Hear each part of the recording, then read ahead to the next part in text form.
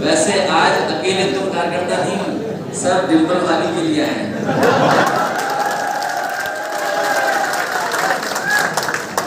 हालांकि एक ही हमारा एक दीवाना कार्यकर्ता है जो डिम्पल वाली के नारे लगाता है, और यहाँ के लोग तो जानते ही होंगे इस बात को। एक ही था ये कार्यकर्ता। ये तो नारा तो थोड़ा पुराना है, हकीकत है। जो जुड़ाव मैनपुरी की जनता से नेताजी का था, वो आपसे बेहतर कोई नहीं जानता। और हम तो ये बात कहते हैं कि जिस समय बीमार थे, अस्पताल में थे, दो जगह का नाम वो हमेशा लेते थे।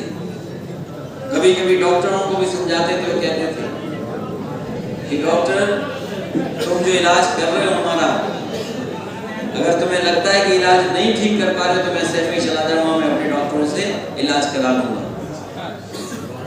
और दूसरा, वो हमेशा मैनपुरी को याद करते थे कि कहते थे कि बहुत दिन हो गए मैं मैनपुरी नहीं पहुंच पाया। इसलिए ये चुनाव नेताजी का और आपका हमारा चुनाव है। जो विरोधी लोग हैं उनकी भाषा और व्यवहार में क्या होगा हम नहीं जानते, लेकिन हमें भरोसा अपने नेता और कार्यकर्ताओं पे है। जब नेताजी नहीं है तो हमारी आपकी जिम्मेदारी बनती है कि इस मैनपुरी क्षेत्र को उनसे ज्यादा अच्छे वोटों से जिता करके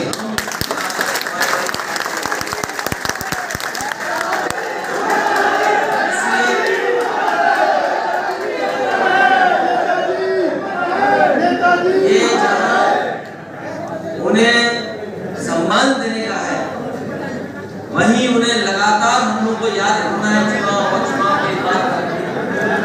क्योंकि जो रास्ता नेताजी ने दिखाया है, जो सपना नेताजी देख रहे थे, उसी से हमारे समाज की भलाई है। और ये चुनाव बहुत विशेष चुनाव भी है, पूरे देश की नजर होगी, पूरा देश देख रहा होगा चुनाव। और हम लोगों की जिम्मेदारी बनती है कि जब देश परिणाम देखे तो परिणाम कैसा हो ये आपको तय करना। क्योंकि ये चुनाव सभाओं वाला चुनाव नहीं होगा, ये चुनाव हमारे कार्यकर्ताओं का चुनाव है। ये चुनाव हमारे नेताजी के कार्यकर्ता और नेताओं का चुनाव है, जिन्होंने समाजवाद जो नेताजी की लड़ाई नहीं, आर्थिक सामाजिक और राजनीतिक, उस लड़ाई को आगे बढ़ाना है। जो विकास मैनपुरी में आसपास जिलों में हुआ है, वो शायद नेताजी अगर यहाँ से बाहर निकलते नहीं तो विकास संभव नहीं। हमारे पुराने लोगों ने देखा होगा ऐसा ऐसा क्षेत्र जो बिल्कुल रेखा इलाका था। हमें अपनी याद में याद है कि पूरा का पूरा सफे के आसपास सफेद दिखाई देता, और कई बार जब हेलीकॉप्टर उतरता था और कई इलाकों में, चाहे वो बिधुना रहा हो, चाहे अशंता रहा हो या औरिया का हिस्सा रहा हो, जो कार्यकर्ताओं नेता दिखाई देते थे वो रेत की वजह से सफेद हो जाते थे। ऐसा इलाका था, लोगों के पास इतने संसाधन नहीं थे। यहाँ जो पुराने नेता हैं वो जानते होंगे किस रास्ते से राजनीति निकाली उन्होंने, किस रास्ते से लेकर के कहां पहुंचा गए, और खुद और आपके सहयोग से और आपकी मदद से किस ऊंचाई तक नेताजी पहुंचे। और एक समय तो ऐसा भी आया था, नेताजी प्रधानमंत्री बन गए होते। मुझे याद है लोकसभा में पिछली बार जब हम और नेताजी थे, नेताजी बार बार फारूक अब्दुल्ला साहब को पर्चे दिला रहे थे मेरा। नेताजी कहते थे जानते कौन है, हमारा पर्चे देते थे फारूक अब्दुल्ला साहब को। फिर थोड़ी देर में पर्चे देते थे और ये बताते थे कि देखो आप मुख्यमंत्री रहे, हम रहे और ये भी मुख्यमंत्री रहा। उस समय फारूक अब्दुल्ला साहब ने सभी एमपी के सामने कहा कि बेटा तुम नहीं जानते होगे, आपके पिताजी प्रधानमंत्री बन गए होते, ये हम जानते हैं, हम लोग प्रधानमंत्री बनाना चाहते थे। तो इसलिए नेताजी सबसे ऊंचाई तक पहुंचे इसी क्षेत्र से, यहीं से, आपके बीच से। और जो पुराने लोग हैं वो जानते होंगे क्या रहा होगा इन इलाकों में, बताओ। चाहे वो आसपास के जिले रहे होंगे, कुछ भी नहीं रहा होगा। आज जो सड़कों पे हम लोग चल रहे हैं एक्सप्रेस, या जो अस्पताल देख रहे हैं हम लोग, या जो थोड़ी बहुत खुशहाली देख रहे हैं, वो नेताजी का योगदान है। और नेताजी ने अपने जीवन में संघर्ष करते हमें और आपको सबको आगे बढ़ाया। इसलिए जिम्मेदारी हमारी आपकी है कि हम लोग मिलकर के चुनाव को लड़ें और एक एक नेता जी की श्रद्धांजलि यही होगी कि एक एक वोट हम उनको दे करके अच्छे इतिहासों को ज्यादा से ज्यादा आपके बीच में पहुंचे और आए। लेकिन आपको ये चुनाव अपना चुनाव समझकर, क्योंकि ये कार्यकर्ताओं का चुनाव होगा, ये नेताओं का चुनाव नहीं है, ये कार्यकर्ताओं का चुनाव है हमारा। क्योंकि नेताजी केवल नेताओं के नहीं थे, हमारे कार्यकर्ताओं के भी थे। जितने नेताओं के थे उससे ज्यादा वो नेताजी हमारे कार्यकर्ताओं के। और याद रखना, वो अगर जानकारी हो वो जानते होंगे, जितना नेताजी सम्मान नेताओं का करते थे उससे कभी कम हमारे कार्यकर्ताओं का उन्होंने सम्मान नहीं किया। सीधे जुड़े कार्यकर्ताओं से कोई देश का नेता नहीं जितना इतना जुड़ा रहा। और केवल एक क्षेत्र में नहीं, हम तो पूरे प्रदेश और देश में देखते हैं। इस समय जिस समय हम लोग सैफी में थे, कोई हिस्सा नहीं बचा देश का जहां से लोग ना आए, और सबके पास कुछ न कुछ नेताजी के बारे में बताने को था।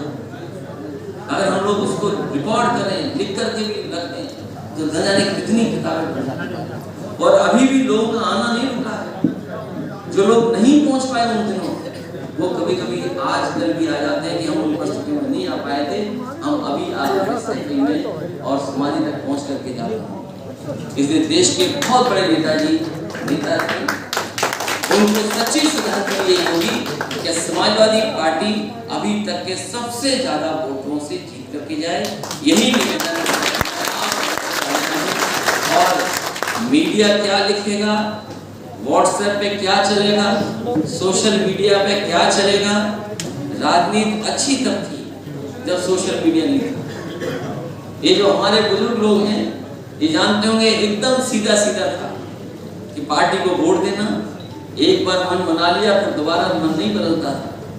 ये जो नया जमाना है सोशल मीडिया का, व्हाट्सएप का, नई चीजें आएंगी, कुछ बुराई वाली आएंगी, नई चीजें आएंगी, बुराई वाली चीजें आएंगी। इसलिए हम लोगों को सावधान भी रहना। वैसे आज अकेले तुम कार्यकर्ता नहीं, सब डिम्पल वाली के लिए आए।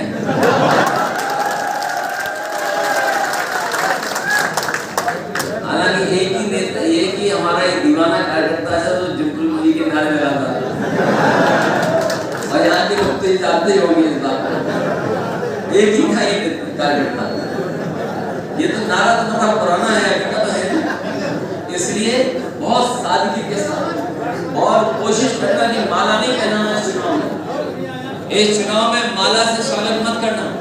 मैंने कल भी नेताओं से निवेदन किया था, मैं आज सबसे निवेदन करता हूँ कि असली सम्मान यही है कि हम वोट देने ज्यादा से ज्यादा। क्योंकि राजनीति में हम लोगों को नहीं पता था कि चुनाव भी आ जाएगा। अभी तो कुछ समय नहीं गुजरा, चुनाव हमें आपको फेस करना पड़ रहा है। चुनाव बाद में भी हो सकता था, लेकिन इलेक्शन कमीशन ने तय किया, हम उसको डेट को नहीं बदल सकते। इसलिए स्वागत में माला पहनाना, चिन्ह देना और चीजों को थोड़ा दूर रखना है चुनाव में। इसलिए आप सबसे मेरी अपील है कि कार्यकर्ता एक एक होकर के अपनी जगह पर समाजवादी पार्टी की मदद करें और ऐतिहासिक वोट दिलाने का